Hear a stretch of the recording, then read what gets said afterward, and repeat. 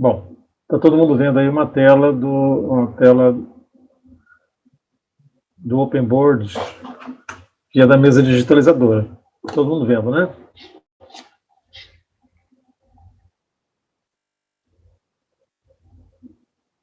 Ok? Está visível para todos?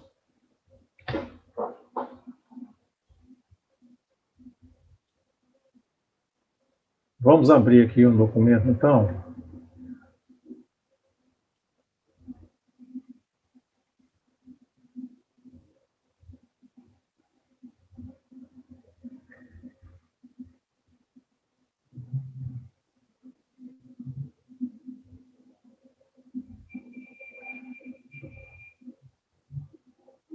Bom, gente,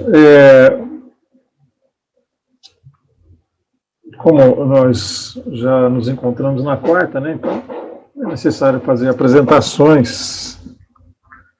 Mas hoje, nessa aula de hoje, nós vamos comentar aqui o conteúdo da disciplina, conteúdo de ECA.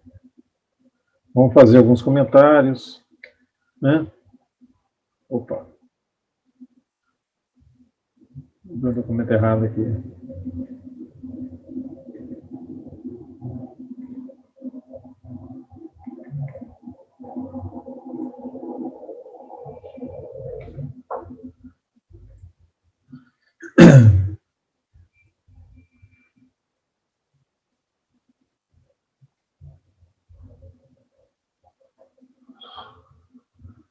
Vamos ver se está todo mundo aí.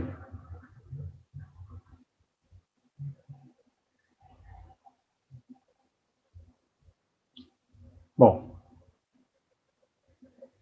mas vamos lá.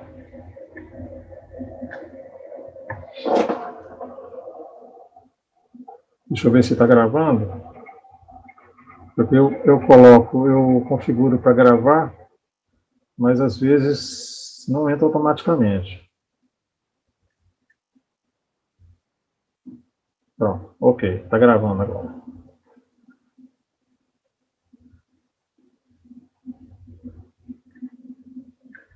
Vou fechar o vídeo aqui para a gente ir falando. Podemos começar? Sim, professor. Bom, então vamos aqui agora comentar sobre o conteúdo da disciplina de estrutura de concreto armado, chamada de ECA, né? Então, na engenharia civil, uma das disciplinas mais importantes, né, é o estudo de concreto armado, né? Tanto em ECA como ECA e AECA, né? A ECA seria aplicações de estruturas de concreto armado, são as disciplinas mais importantes do curso de engenharia, né? Dada a aplicação do concreto armado. Então, eu fiz aqui uma divisão, porque eu dou a disciplina de AECA também. Então, eu fiz uma divisão aqui, seguinte, em ECA, vou escrever aqui, a gente vai ver basicamente lajes e vigas. Sendo que lajes, a gente vai ver apenas a parte de carregamento e a distribuição das cargas das lajes nas vigas, né? E na parte de vigas, a gente vai ver o dimensionamento de vigas, dimensionamento e detalhamento de vigas de concreto armado em várias situações. Tá? Então, vigas a gente consegue ver todo o dimensionamento até flexão, né? Porque as vigas são sujeitas a flexão e esforços cortantes. Aí lá em AECA, a gente vai ver lajes também,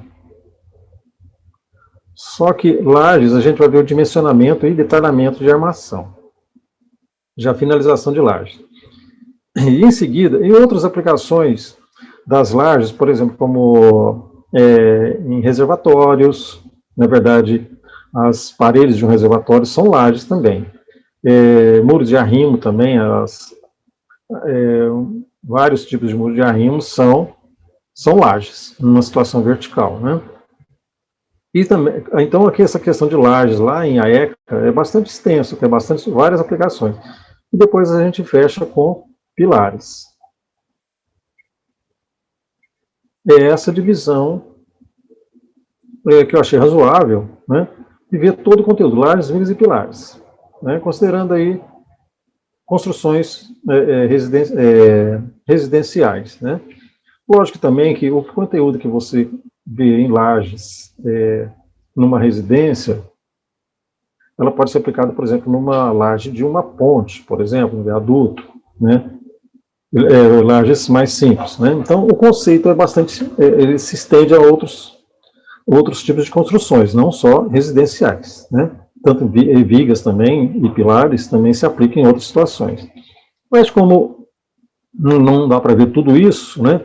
O que é mais comum são construções residenciais, né? Então a gente foca mais nesse conteúdo que dá para abranger todo o conhecimento, né? Na área de concreto armado. Então, em resumo bem superficial, essa é a maneira que eu achei mais adequado fazer a divisão do conteúdo, né? Que o concreto armado ele é muito extenso, né? Você pode se dedicar aí profissionalmente ao concreto armado, você vai estudar a vida inteira e sempre tem coisa nova, né?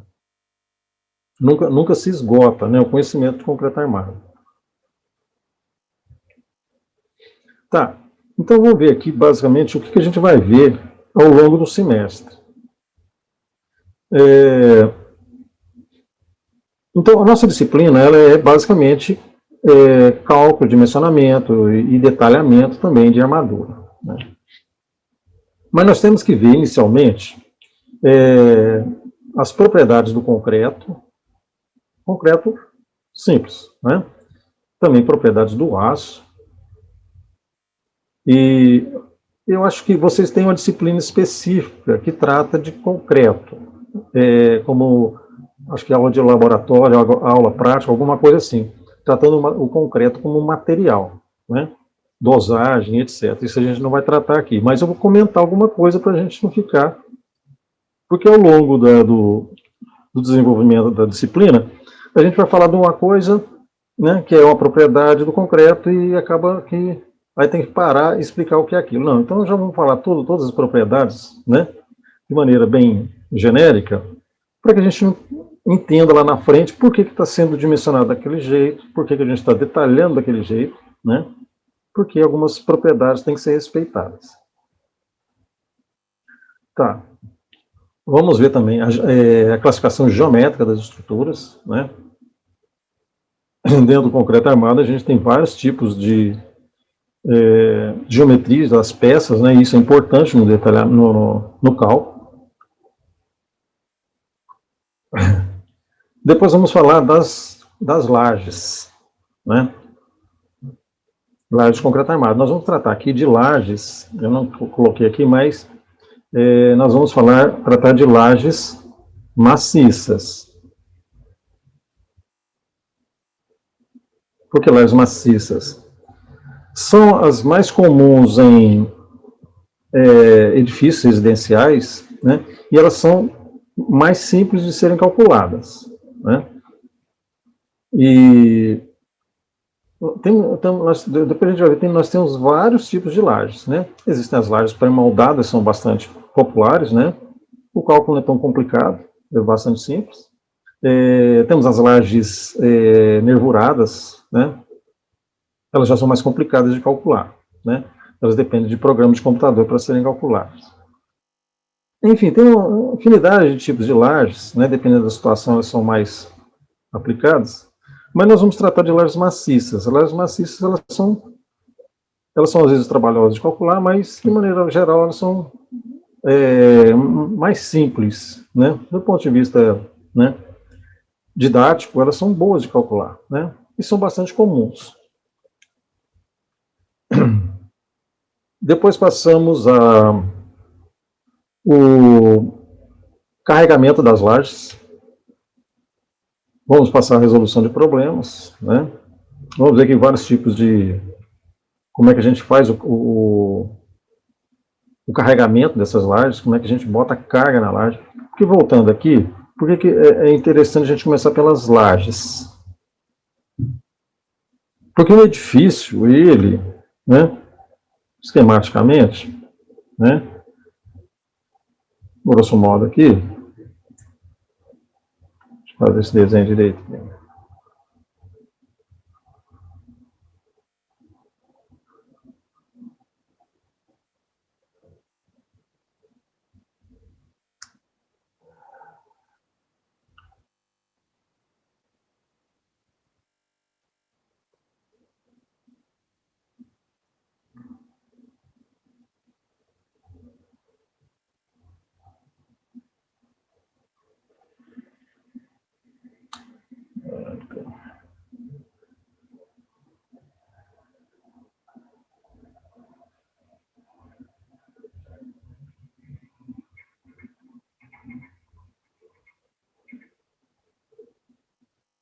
Um edifício com vários pavimentos aí. O edifício, ele, quando você calcula um edifício, ele sempre começa de cima para baixo, né? Você começa a colocar a carga aqui nas lajes, né? Primeiro você começa pelas lajes, né? As lajes vão jogar essas cargas, depois a gente vai ver um desenho melhor. As lajes jogam as cargas nas vigas, né? E as vigas jogam nos pilares, e assim por diante, né? Até chegar aqui na fundação. Então, é importante começar pelo estudo de lajes. Fazer o carregamento, né? Depois vigas, né? E depois pilares. Então, por isso, essa sequência. Seguindo. Tá. Feito o carregamento nas lajes, nós vamos ver como é que essas cargas vão ser distribuídas sobre as vigas. Então, tem dois processos de cálculo bastante comuns, que é o cálculo de reações de apoio através das chaneiras plásticas. Tá? É um processo geométrico, né? E que dá a condição de você, por exemplo, numa laje, uma laje retangular, nós vamos trabalhar com laje retangular, né? Eu tenho carga nessa laje, então eu tenho essa laje está sobre 4 vigas, né? Então eu preciso saber quanto que vem de carga para cada uma das vigas, né? Eu tenho uma carga aqui distribuída nessa laje, né, em toda a área, considerando essa carga uniformemente distribuída sobre a laje, então uma parte da carga vem para essa viga, parte vem para outra, e assim por diante. Não é simplesmente pegar a carga e dividir por 4, não. Existe aqui uma distribuição, né, variável aqui dessa carga sobre as vigas. Então nós temos dois processos, o processo de chaneiras plásticas e um processo realizado através de tabelas. Existem tabelas aí clássicas, né, para você calcular essas reações de apoio. Tá, seguindo. Depois que eu fizer o carregamento nas lajes e calcular as reações de apoio, nós vamos jogar essas cargas nas vigas. Só que as vigas, elas não recebem cargas apenas de lajes, né? Elas recebem cargas além das lajes. Eu ainda tenho parede, né? Parede sobre as vigas, mas ainda peso próprio da viga. E, eventualmente, pode nós termos outra viga apoiada em outra viga. Eventualmente. Isso é comum. Tá, então aqui a sequência, carga nas lajes, carga nas vigas, né? Vamos ver aqui,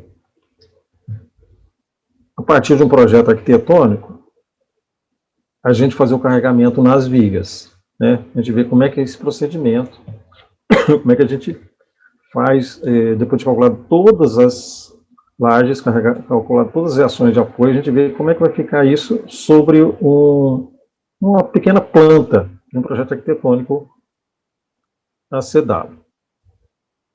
Tá? Então, aí eu vou saber como que essas vigas ficam carregadas. Quando eu carrego as vigas, vocês se lembram lá do... Vou colocar aqui uma estruturazinha simples.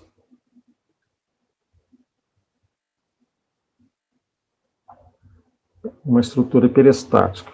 Vocês já viram lá em Teoria das Estruturas. Né? Vocês vão ter aqui uma viga com cargas bem distintas, normalmente, né?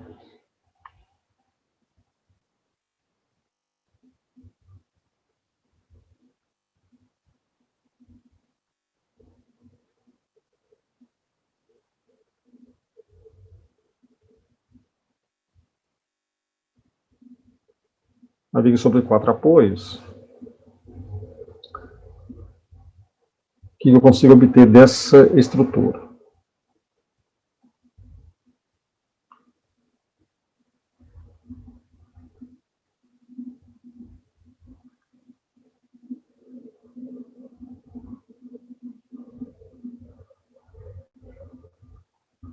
Eu vou ter aqui um diagrama de momento fletor, né?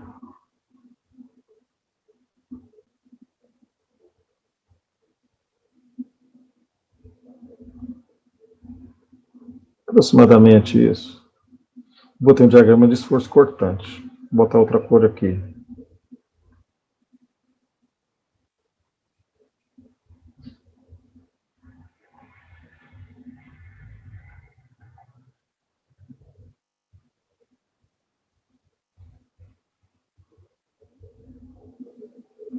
Certo? Então, nós temos aí, depois de carregado, diagrama de momento fletor.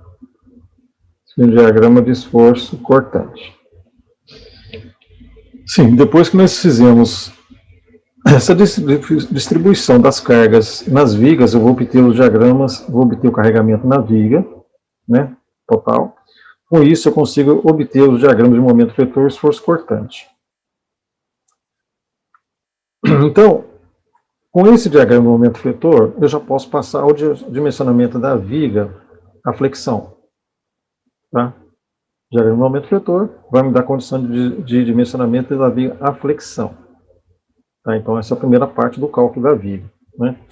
Então, vamos estender aqui bastante a respeito desse cálculo de armação. O dimensionamento da viga. Uma viga, geralmente, seção retangular. Seção retangular tem uma base, tem uma altura. O valor de B normalmente é dado pelo projeto de arquitetura, porque uma viga ela geralmente fica escondida dentro de uma parede. Né? Então, normalmente, o valor de B é um valor pré-determinado. O valor de H é uma incógnita para nós. Tá? Esse é o nosso primeiro cálculo, é obter o valor de H dessa viga. Ela que vai definir a resistência aos esforços de momento fletor. Tá? Essa é uma parte. Então, a gente vai dedicar aqui, a partir desse ponto aqui, ao dimensionamento da flexão. Nós vamos ver aqui o cálculo, né, de armação, detalhamento muito importante. Né? Vamos dedicar esse conteúdo aqui. Depois a gente vai ver outra situação das vigas com armadura dupla. Tá? É uma outra situação que, às vezes, esse valor, só adiantando, esse valor de H que eu calculei, eu não posso utilizar por questões arquitetônicas, questões outras do projeto, eu não posso utilizar essa altura, vou ter que usar uma altura menor, né? Então, vou ser obrigado a usar uma armadura dupla para compensar essa diferença de altura que eu não posso utilizar. Vamos ver também outra situação aqui, das chamadas vigas em T. O que é uma viga em T? Quando você tem uma laje, né, e você tem uma viga, geralmente as vigas, elas se incorporam à laje também. Então, eu tenho aqui uma viga, e ela está embutida dentro da laje.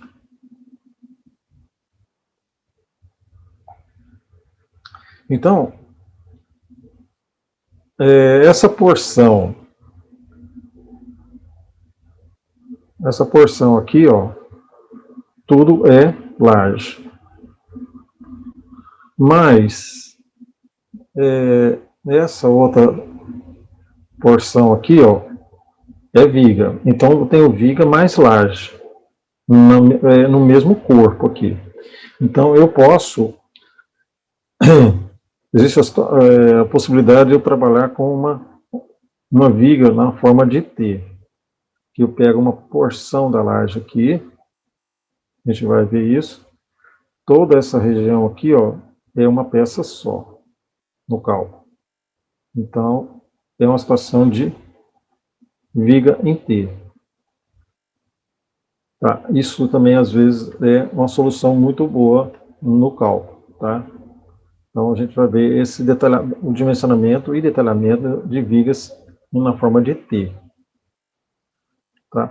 Aí tem outra, como eu falei aqui, o diagrama de esforço cortante. Então, nós teremos que dimensionar essa viga também a esforço cortante. Então, nesse semestre não é possível, mas a gente continua isso, a gente conclui lá em AECA, porque não dá tempo de ver tudo isso nesse semestre. Aí a gente vê o dimensionamento a esforço cortante no próximo semestre, né, que aí é o detalhamento de estribos, né, aí quantidade, espaçamento de estribos necessários para combater os esforços cortantes. Como até a gente viu lá em resistências materiais, acho que comigo vocês não viram, mas o que determina a dimensão de uma viga, normalmente, é o momento fletor. E ele que dá,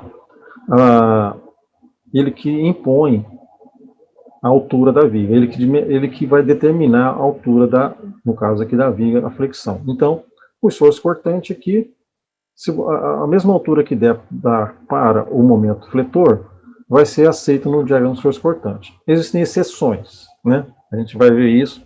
Existem pequenas exceções, em algumas situações, o esforço cortante determina a dimensão da viga. Tá? Então, pessoal, o nosso conteúdo básico é esse. Tem muita coisa, muito detalhe, principalmente cálculo de vigas.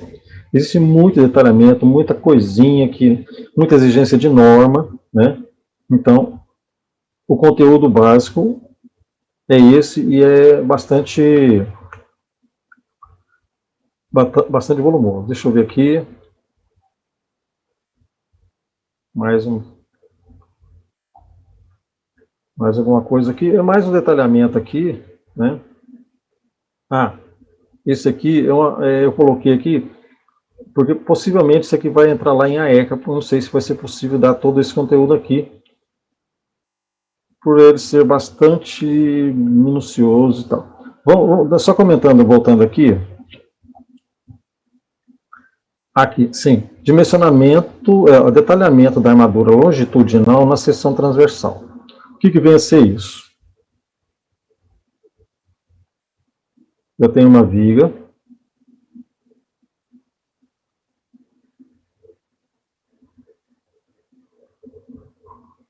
eu vou colocar aqui umas barras, umas barrinhas aqui.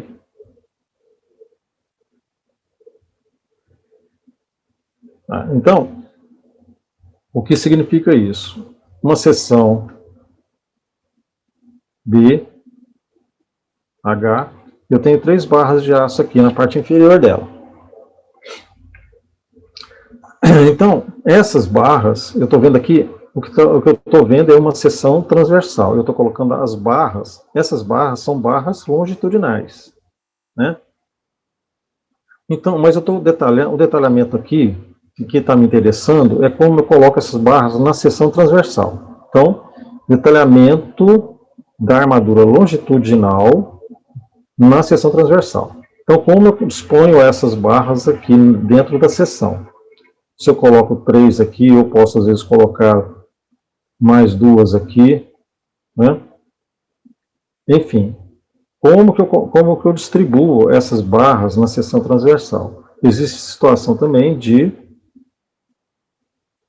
Vou fazer uma outra situação aqui. Não vou entrar em detalhe, não, que...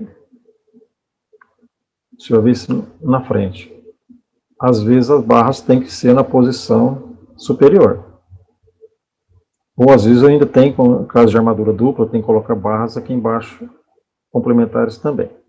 Como é que eu vou colocar se a distância entre as barras é compatível? A distância entre as barras, a barra superior e inferior, enfim, esse é o detalhamento dentro da seção transversal. Só que essas barras, elas são barras longitudinais, então existe o detalhamento também, detalhamento da armadura longitudinal ao longo da viga, ou seja, que eu vou saber qual é o comprimento da barra. Ali no detalhamento na seção transversal, não me interessa o comprimento da barra no momento, mas o detalhamento longitudinal, aí sim, eu vou precisar saber qual é o comprimento da barra, para atender o diagrama do momento vetor. Tá? Então, no primeiro momento, eu preciso saber quantidade e espaçamento, e aqui eu vou precisar saber qual é o comprimento da barra ao longo da viga. Tá? Isso aqui é bastante trabalhoso. O cálculo não é complexo, mas ele exige muito cálculo analítico, enfim. É trabalhoso, mas é a maneira como você vai saber qual é o comprimento da barra e como você vai colocá-la dentro da viga. Tá? E aí a gente encerra o semestre. Alguém quer colocar alguma coisa, alguma pergunta? Estou falando bastante, e aí... Então, só curiosidade para ver o que vai acontecer, professor. O conteúdo é bastante interessante, bastante prático, e é o que vocês veem num projeto, não é aquela coisa muito intuitiva, é uma coisa bastante prática mesmo. Eu tendo fazer com que a coisa seja bastante prática. Bastante coisa assim, que se você pega um projeto, você tem noção mais ou menos do que fazer para calcular uma laje, calcular uma viga, né? O detalhamento importante para você ler um projeto também, né? Um projeto de detalhamento de armação. Bom, bibliografia. Um livro que eu adoto é o livro que é o mais atual de concreto armado que a gente tem no mercado. E esse livro aqui, lá na biblioteca da faculdade, tem ele em vários exemplares. E o que é importante, sempre que vocês pegarem um livro de concreto armado, é observar isso aqui, ó, se ele está de acordo com a NBR 6118/2014. Tá? Porque a gente vai ver sempre, o tempo todo, a norma está dizendo alguma coisa a respeito do nosso cálculo, do detalhamento, se a gente está dentro de limites que a norma estabelece. Então, a última versão da norma é a de 2014. Então, tem vários livros de concreto, né, mas, às vezes, muitos deles não estão atualizados com a norma. Tem que ter cuidado com isso. Não é que o livro não seja válido, né, mas, em algum momento ali, alguma coisa que ele está dizendo já não está de acordo com a norma de 2014. Né? Então, sempre que vocês procurarem um livro, vejam se ele está de acordo com a NBR 6118/2014. Até está escrito aqui embaixo. Eu tenho esse livro, não dá para ler aí, mas aqui, bem aqui embaixo, está escrito, segundo a NBR 6118/2014. Então, fique atento a isso. Tá? Sempre veja se o livro está de acordo com a norma. Aí tem um outro livro que eu achei ele interessante, até comprei esse livro, é um livro até de baixo custo, né? Na verdade, esses dois livros têm quase o mesmo preço. Esse aqui é do Roberto Schust, né? Não falei o nome do autor, Roberto Schust de Carvalho, em torno de R$70, R$80. Tá? Esse outro livro aqui, que eu achei também, ele custa em torno de R$60, R$70. Ele também está de acordo com a NBR 6118/2014. Por isso que eu é difícil de achar livro de concreto atualizado, tá? Então, aqui está escrito, ó, bem aqui embaixo está escrito, conforme NBR 18/2014. Então, esses dois livros estão atualizados com a norma. Eu adotei isso aqui porque, na época que eu comecei a dar aula de concreto, ele era o único livro que existia no mercado atualizado com a norma, né? Então, e era um livro bastante, com uma boa coleção lá na faculdade, todo mundo estudava por ele, e um livro que eu até recomendo que tenha, entendeu? Porque ele tem todo o conteúdo que a gente vai ver, né, nesse semestre, eu tirei todinho dele, né? Livro muito bom, bastante prático, bastante didático, né? Ele, o único defeito dele é que ele não traz cálculo de pilares, né? Não tem nada, zero de pilares, né? Então, esse é a única coisa que não tem nesse livro. Esse outro livro aqui eu achei interessante, porque ele é bastante simples, e ele traz todo o conteúdo, inclusive pilares, né? Mas bastante simples, sabe? Ele realmente é um curso básico, né? Mas ele tem todo o conteúdo, lajes, vigas, pilares, né? Parece que tem uma parte de fundação também, e ele traz no final o cálculo completo de um prédio residencial, um prédio, acho que de 3, 4 andares, ele traz lá o cálculo todo desse prédio, tá? Só que a única diferença que eu vejo desse livro para esse é que as fórmulas que esse livro aqui utiliza é diferente do Schust, né? A formulação de cálculo de vigas, de lajes, é diferente desse. Dá no mesmo, né? Mas se vocês pegarem esse livro aqui, vocês veem que ele tem diferença de cálculo do outro. No final dá a mesma coisa, né? Só que na hora lá de fazer as fórmulas, quem determinou fez de uma maneira, fez algumas alterações matemáticas, né, que a fórmula ficou diferente. No final deu a mesma coisa, mas, enfim, se você pegar, você vai ter que estudar de novo as fórmulas e entender como é que ele chegou naquelas fórmulas. Mas é interessante. Oi. Em algum desses conjuntos aí fica mais tranquilo de trabalhar com as fórmulas ou não? Está tudo na mesma? Olha, é questão, às vezes, de hábito, né? Eu acostumei com as fórmulas aqui do Schust, eu achei bastante mais, sei lá, simples. Porque é o seguinte, porque a partir da definição das fórmulas, aí alguns valores são tabelados, são colocados numa tabela. Aí, então, para você utilizar aquela tabela, você tem que utilizar aquelas fórmulas. Nesse aqui é a mesma coisa. A partir de algumas fórmulas, foram determinadas algumas tabelas. E para você utilizar aquelas tabelas, tem que usar aquelas fórmulas, senão não fica compatível, né? Eu gosto desse do Schust aqui. Eu achei ele, é um livro mais assim, ele tem um conteúdo mais denso, né? Ele tem mais conteúdo, né? E esse aqui é muito básico mesmo, né? Para você ter uma ideia, esse livro do Schust, ele tem, deixa eu ver quantas páginas ele tem. Ele tem aqui no final 415 páginas, né? Já esse livro aqui, ele já tem aí, ele não deve ter o quê? Uns 200 e poucas páginas, né? Só para você ter uma ideia de que esse aqui é um pouquinho mais profundo, tá? Então, se vocês forem adquirir um livro, deem preferência para esse do Roberto Schust, né? Vou colocar o nome dele aqui, que ficou ali. Muita gente fala livro do Schust, tá?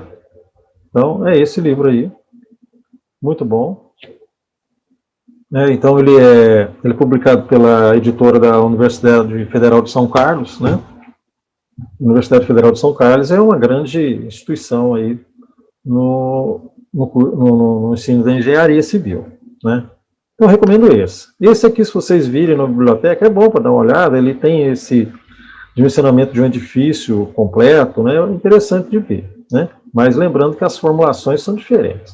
Se você quiser fazer, por exemplo, pegar esse prédinho que ele está dimensionando aqui, usando as fórmulas do Schust, ok, não tem problema. Tá? Bom, enfim, quando eu fiz engenharia, no mercado existiam tantos livros de concreto armado, né, que era difícil escolher qual livro que a gente ia estudar, né? Mas, ultimamente, infelizmente, eu não consegui achar no mercado livro de concreto armado atualizado com a norma que não fosse esses dois livros. Não achei, não encontrei. Eu sempre estou procurando isso. Não existe livro atualizado com a norma atual que não esses dois. Para vocês terem uma ideia, né, que a publicação caiu muito. A gente acha muita apostila na internet. Eu posso até passar para vocês aí algumas apostilas boas da USP, da Universidade de São Carlos. São apostilas boas, mas são tão poucas assim que estão atualizadas com a norma, né? Então, realmente até complicado a literatura para concreto armado. Porque vocês verem que a norma foi atualizada em 2014, né? Vai fazer agora 7 anos, né? Já fez 6 anos que atualizou a norma. Então, até que as publicações sejam feitas e atualizadas, demora um certo tempo, né? Uma outra coisa também com relação à bibliografia, nós vamos utilizar a NBR 6118/2014, claro, né? Então, a norma é um negócio mais complicado, porque elas são pagas, né? Você não baixa uma norma, né? Você às vezes acha na internet essas normas digitalizadas, que digitalizou e botou na internet, né? Eu, inclusive, tenho uma, essa de 2014, que alguém me passou, tá? Eu copiei o arquivo, tenho ela comigo. Eu até não posso passar isso para vocês, porque isso tem direito autoral, né? E ela é paga, né? E ela é cara também. Acho que em torno de R$ 200 uma norma, né? Acho que 6118 2014 é em torno de R$ 200. As normas não são baratas, né? Mas o que for preciso utilizar da norma nos nossos conteúdos, eu vou tirar de lá e passo para vocês. Se vocês quiserem tentar baixar, existem esses sites acadêmicos aí como é que chama? Tem aquele passeio direto, tem um outro aí, eu não me lembro o nome, que eu também era cadastrado. Costuma, às vezes, ter a norma digitalizada. Alguém copiou, botou lá, e as pessoas baixam, tá? Essa norma é quase que um livro também, né? Tem tudo lá sobre concreto armado, né? Principalmente a questão de projeto, tá?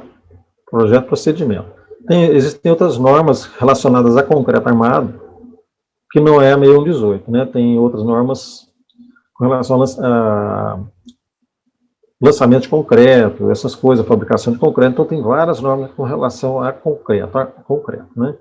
Concreto armado, o cálculo é 6118. Nós vamos falar Professor, também... com licença, professor. Oi. Eu olhei na biblioteca virtual aqui da Uniplan, só tem o livro do Fernandes, o segundo. O outro não tem na biblioteca virtual. A virtual não tem? Não. Eu nem sabia. É que na biblioteca física, né? Esse do Schust aqui tem uns montes lá, né? Tem muito. Esse do Fernandes aqui eu nunca vi na biblioteca. Sinceramente, lá a física, né? Eu nunca tinha visto. Tá? Mas, enfim. Inclusive, esse do Schust existe ele digitalizado. Eu tenho ele digitalizado também. Posso até passar para vocês. Aqui. E antes ele era em 2 volumes. Depois que lançou esse da 2014, ele virou volume único. Seria ótimo se o senhor passasse. Eu posso passar para vocês. O que eu achei, assim, a digitalização não muito boa, né? Mas, enfim, tudo que tiver nele eu vou passar para vocês, tá? Infelizmente, né, em outras vezes, né, as aulas eram presenciais, né, o pessoal pegava o livro da biblioteca, né? Não sei como é que está funcionando, se é possível pegar livro na biblioteca. Acho que não, né, no momento. Não, está fechado todo esse período. Pois é. Não, mas o que for necessário eu passo para vocês aí, tá? Mas eu vou passar esse digitalizado, né, que o que tem de alteração de normas é pontual, depois a gente faz um comentário a respeito. Bom, o conteúdo, então, é esse, né? Nesse semestre, então, a gente vai ver essa parte de lajes e vigas, né? Depois, eu estou seguindo uma sequência lógica, né? O cálculo, você começa a calcular as lajes, depois vai para as vigas, depois vai para os pilares, né? Só lembrando que, só um comentário aqui, a gente vai começar com lajes, vou botar mais embaixo aqui. A gente vai começar com as lajes, a gente vai primeiro calcular, fazer o carregamento dela e reações de apoio. O quanto as cargas das lajes vão para as vigas.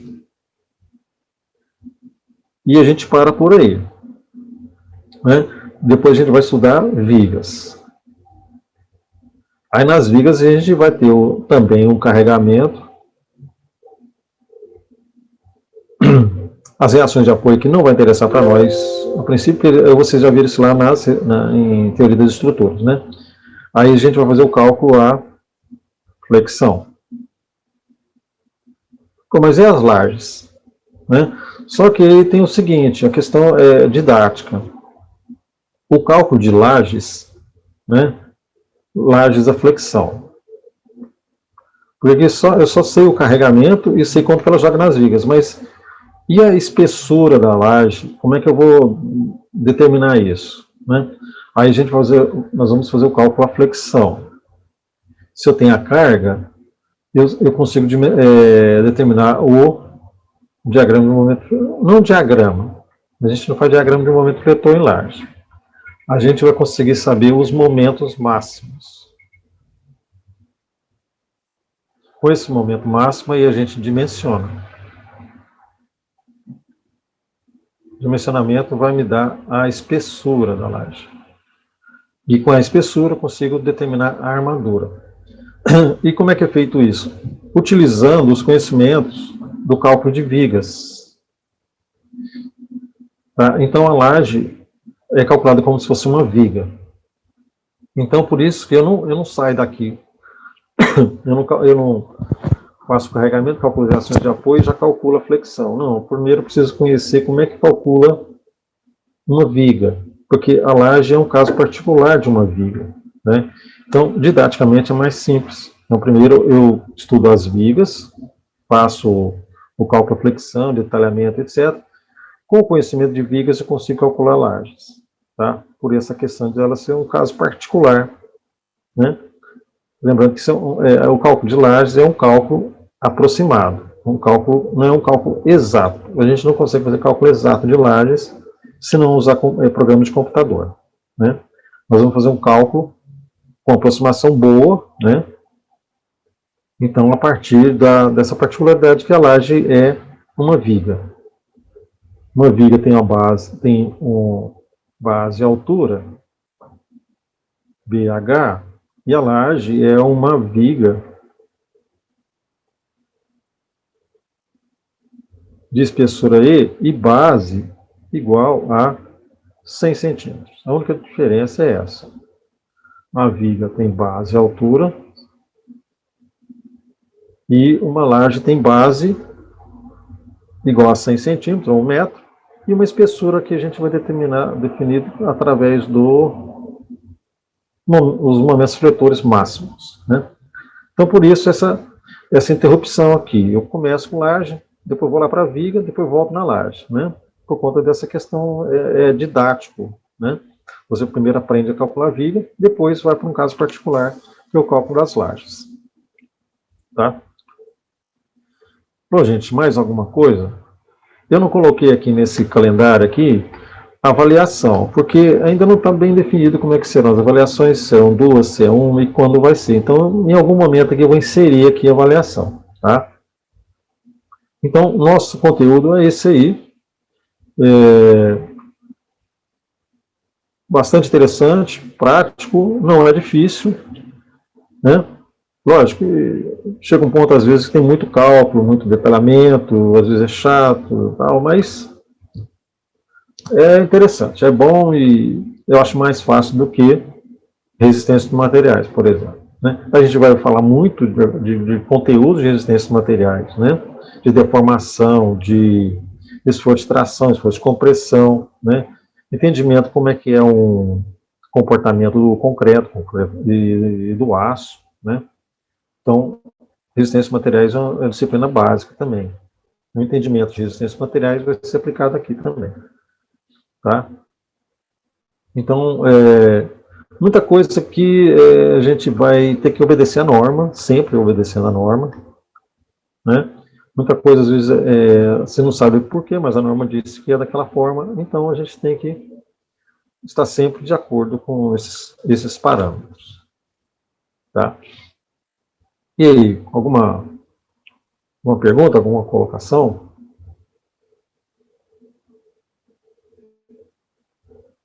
Nós vamos fazer... Oi, pode falar, Virginia. Professor, Não, eu ia dizer que estava tranquilo. professor, eu ia... Sim.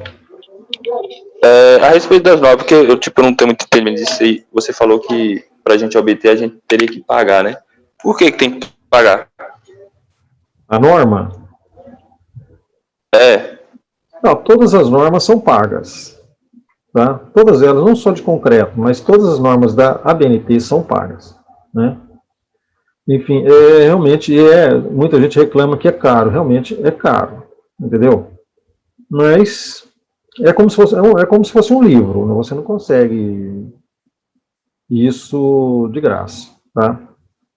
Infelizmente, ela é um defeito das normas elas serem caras. Acho que a única norma que não que ela é disponibilizada sem custo é a norma de acessibilidade, NBR 9050. Acho que ela não tem custo.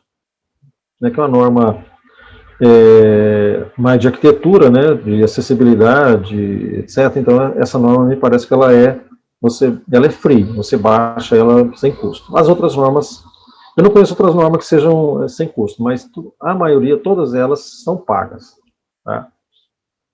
E não são baratas, infelizmente. Eu acho que deveria ser até, pelo menos, ter um custo mais simbólico, né? Mas não são, porque a BNT, ela tem comitês de estudo, pesquisadores, então o custo é por conta disso, né? Para fazer uma alteração numa norma, isso leva tempo, porque todos esses comitês têm que se reunir, têm que fazer estudos, fazer ensaios de laboratório, e até que você chega num consenso a respeito de um determinado assunto, isso tem custo, né? Então, é passado para as normas. Então, é por isso esse custo, né? Infelizmente, bastante caro. Eu não acho barato o preço dessas normas. Você pode pesquisar aí, veja quanto custa uma NBR 2018-2014. É em torno de R$200. Tá? Então... E quando sai outra, se você for quando a pessoa é assinante, né, ela recebe até a atualização, né? Não precisa comprar outra norma. Mas, enfim, infelizmente é dessa maneira. Eu até que falei aqui da NBR 6120, essa norma, ela trata de carga nos edifícios, né? Ela diz quanto pesa, tem várias coisas que você coloca numa construção, né? Tudo isso gera carga. Então, essa NBR 6120, ela vai te falar quanto vale cada carga, né? Então, você não consegue fazer um cálculo sem conhecer a NBR 6120. Me parece que saiu uma versão dela em 2019. Tá? Então, a gente vai falar um pouco dessa norma aqui, porque a gente vai precisar de colocar a carga nas lajes, e essas cargas a gente vai tirar da 6120. E eu ainda não tenho 2019. 2019, ela é bastante... A 6120 é tão simples, essa norma, acho que ela tem 4, 5 páginas só. Já essa de 2019, ela já vem calhamaço, enorme, né? Mudou completamente essa norma aqui nessa versão 2019. Então, a gente vai usar essa 2020, que não tem grandes diferenças para o que a gente vai utilizar. Tá? Bom, é isso. O conteúdo, então, que a gente vai desenvolver é esse. Eu acho que foi a melhor maneira, assim, mais didática da gente desenvolver todo esse assunto. como eu falei, concreto armado é um assunto muito extenso, né? Existem várias variáveis, assim, de assuntos, então, mas eu peguei o básico aqui, dá para vocês, ao fim, poderem dimensionar uma laje, detalhar, isso já lá em AECA, né?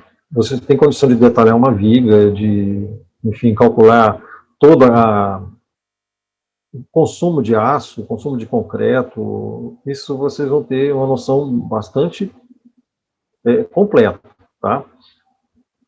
Tanto em ECA e mais a ECA, né? Aqui, nesses conteúdos, vocês vão conseguir fazer, a partir de um diagrama de momento fletor, né? Vocês definirem uma seção e a quantidade de aço para cada um dos momentos, né?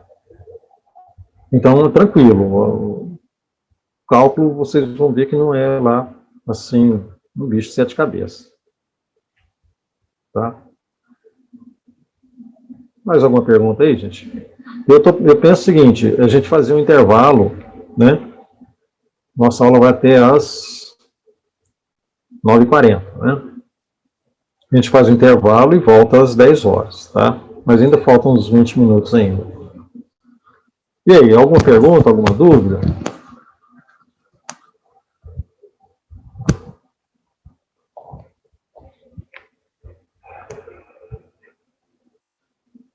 E aí, gente?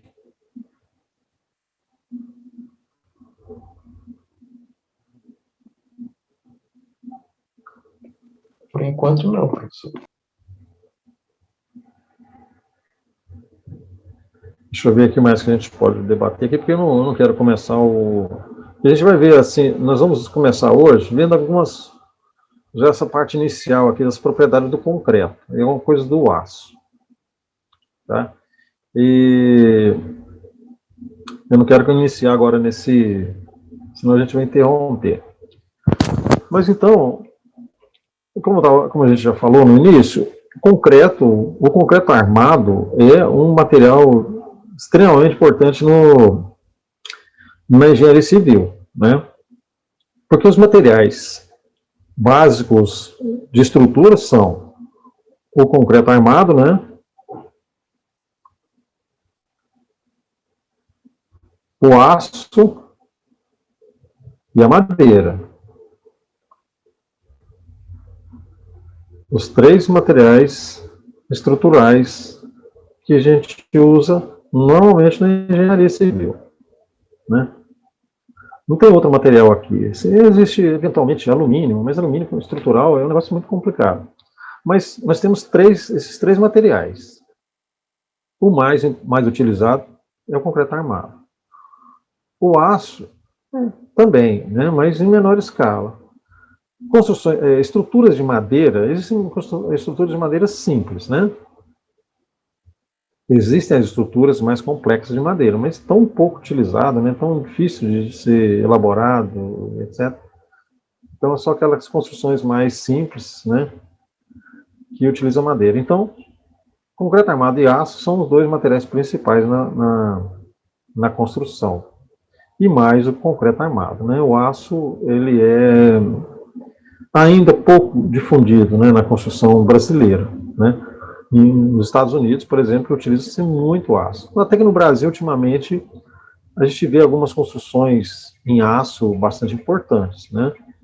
Mas não chega perto da popularidade do concreto armado, né? A gente vai ver algum comentário a respeito disso, dessas diferenças, né? Então, vocês podem pegar a literatura de concreto armado aí, tem uma infinidade de assuntos, né, que não se esgotam. Existe também atualmente, eu até acho interessante, dá um comentário rápido aqui, uma associação chamada estruturas mistas, aço mais concreto. Né? Mas aqui no seguinte sentido, porque o concreto armado é concreto mais aço de concreto armado, né? Mas aqui é uma associação do aço estrutural com concreto. Às vezes um concreto armado mais aço. Isso está sendo até, está começando a ficar difundido, entendeu? Se vocês quiserem dar uma olhada depois, né, essas estruturas mistas de aço concreto, é um negócio bastante interessante, tá? Você junta o aço estrutural, que é o aço, digamos, um perfil I, por exemplo, associa ele com concreto. E o concreto armado.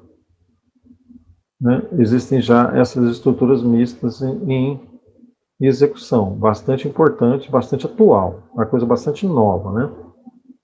Se alguém quiser ver isso, existe literatura já a respeito. É a associação de concreto armado mais aço.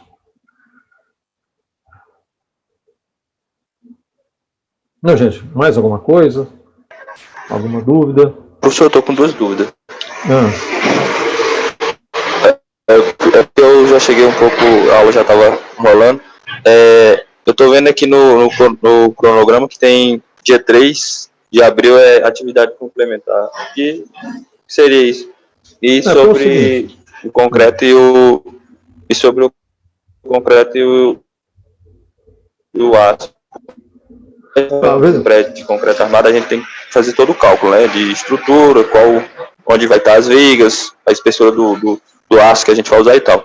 E, tipo, um prédio de aço, uma estrutura de aço, tipo, ele já vem pronto, né? Tipo, o aço a gente só vai dimensionar, tipo, qual aço a gente vai usar, né? Tem muita diferença, tipo, no cálculo, vamos dizer assim, no projeto de um prédio por outro? Peraí, então deixa eu responder a primeira aí. Essa atividade complementar aqui é o seguinte: quando você faz o levantamento aqui dos dias, né, das nossas aulas, no dia 2 de abril é feriado, né? Sexta-feira da Paixão. Então, para eu fechar aqui, eu tenho que fechar o calendário com 40 encontros, né? Hoje nós temos 2 encontros, né? Horário 1, horário 2, então tem 2 encontros. Então eu tenho que fechar 40 aqui, ó. Então, como tem esse feriado, né? Aí eu fecharia só 38. Então eu teria que ter essa atividade complementar aqui. Seria exercício, passar uma atividade para vocês fazerem em casa, para poder fechar esses dois encontros que não tem por conta do feriado. É só isso, tá? Bom, aí você perguntou a respeito de um prédio, né? Dimensionamento de um prédio. Bom, deixa eu ver se eu entendi. Quando você vai dimensionar um prédio, ele, porque o primeiro projeto que existe de uma construção é o projeto arquitetônico. Alguém teve a ideia de construir um edifício, né? Então, esse prédio já foi definido, se ele vai ser concreto ou se ele vai ser aço, né? Porque dificilmente você consegue definir um projeto arquitetônico sem saber qual vai ser a estrutura utilizada, né? Não se faz isso porque as diferenças são muito grandes, né? Então, lá na arquitetura já disse, vamos fazer em concreto armado, né? Porque, às vezes, é a questão de viabilidade, né? Se você tem um prédio residencial, tem que ver a viabilidade de você vender aquilo, né? Então, você tem prazo de execução, né? O custo de uma obra depende muito do tempo de execução, né? Se você levar muito tempo, essa obra começa a ficar muito cara, né? Então, tem a questão do prazo de execução. Então, o concreto armado tem as suas etapas, né? Existe um prazo mínimo para execução de estrutura de concreto. A estrutura de aço, ela tem outras variáveis, né? Ela é uma construção bastante rápida. Estrutura em aço, né? Somente aço é uma estrutura muito rápida, né, de execução. Ela tem um custo alto também. Mas então tem que ser determinado isso lá no projeto de arquitetura, né? Nós vamos fazer esse prédio em estrutura metálica. Tá? Então o custo vai ser né? O prazo de execução, né, depende também, às vezes, de fornecimento da indústria, né, siderúrgica, porque o aço já vem, né, pronto da siderúrgica, então existe essa questão de entrega, né? Você não vai na loja e compra estrutura metálica, né? Esses perfis estruturais você não acha numa loja, você vai ter que encomendar isso da siderúrgica. O aço não, o aço você já... O aço de concreto armado, você compra ele, né, no fornecedor aí da cidade, né? O concreto você compra de uma usina de concreto, né? Então tem essas diferenças. Um projeto em estrutura metálica, ele tem uma vantagem também de ser uma estrutura mais leve, né? Isso economiza na fundação.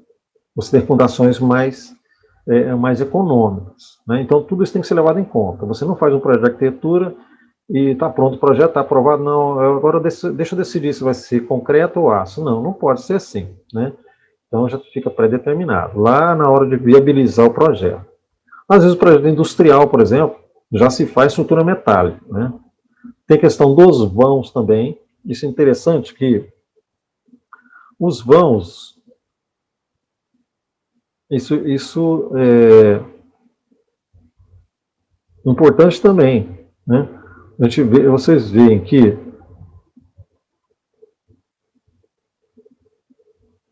quanto maior o vão, a gente vai ver depois, se você aumenta muito o vão, no caso de vigas, por exemplo, quando você aumenta muito o vão, você começa a ter uma altura muito grande, né? Esse H aqui começa a aumentar. E, por exemplo, as estruturas metálicas, por exemplo, elas suportam vãos muito grandes, né? E até com altura relativamente pequena, né? Que o aço tem uma resistência muito grande. Então, para você vencer grandes vãos, vale a pena a estrutura metálica. Só que, por exemplo, os prédios residenciais, os vãos são pequenos, né?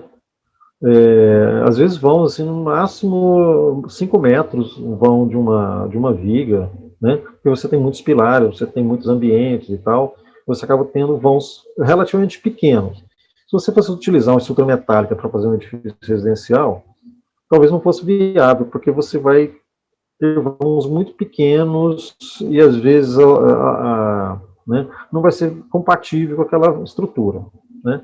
Então, o concreto acaba vencendo nessa situação. Em indústrias, por exemplo, você precisa de grandes vãos, aí sim a estrutura metálica passa a ser viável, né? Então tem várias condições aí para você definir se vai ser concreto, se vai ser aço, né? Não sei se eu te respondi. Não, tá. Sim, porque como tem que partir do princípio já escolher a estrutura, né? Então não teria como fazer isso em andamento. Não pode. Você vai ter que... são casos raros de você poder mudar a estrutura no meio do projeto, né? O tipo construtivo. Uma coisa também, por exemplo, só lembrando aqui, por exemplo, a alvenaria estrutural. É uma estrutura bastante comum hoje em construções populares, né? A alvenaria estrutural, por exemplo, ela tem que ser totalmente definida no projeto de arquitetura, porque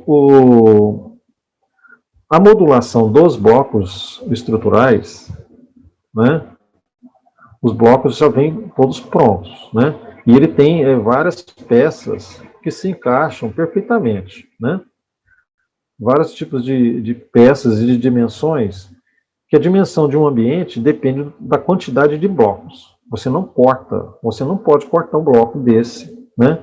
Vou cortar aqui para fechar a parede. Não pode, né? Então, esse bloco, ele tem uma dimensão pré-determinada, né?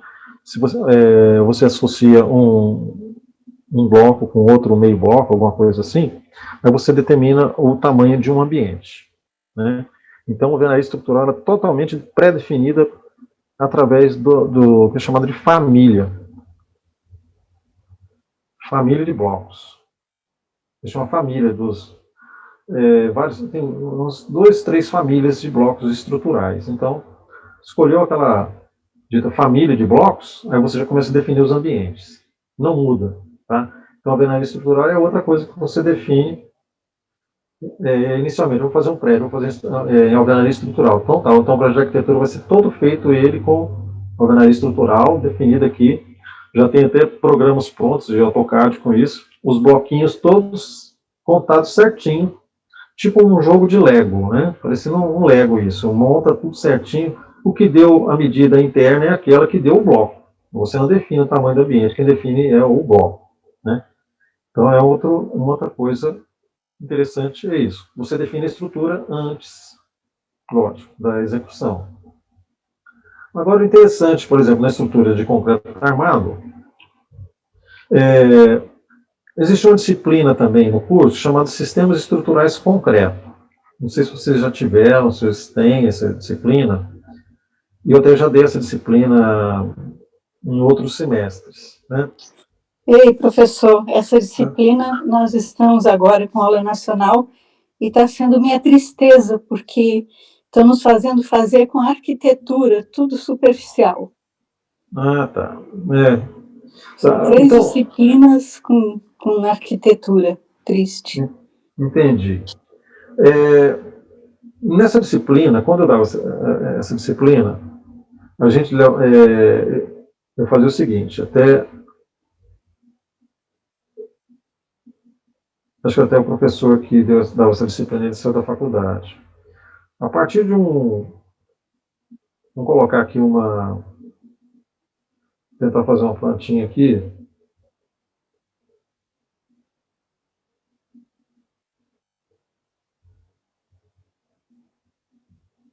Algo bem simples aqui para a gente só fazer um comentário.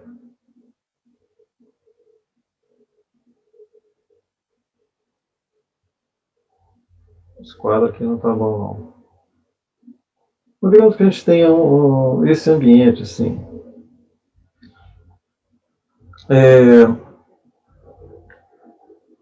Então, lá nessa disciplina, o que eu passava para os alunos? O seguinte: eu tenho uma planta arquitetônica, eu preciso colocar uma estrutura aqui dentro, né? Eu preciso embutir uma estrutura, no caso concreto armado, eu preciso colocar dentro das paredes, né? Então, eu vou colocar por exemplo, pilares aqui, ó. Vou esconder os pilares dentro das paredes. E o princípio básico é o seguinte: colocar os pilares nos cantos da edificação. Você pode observar que geralmente os pilares ficam, quase todo canto tem um pilar.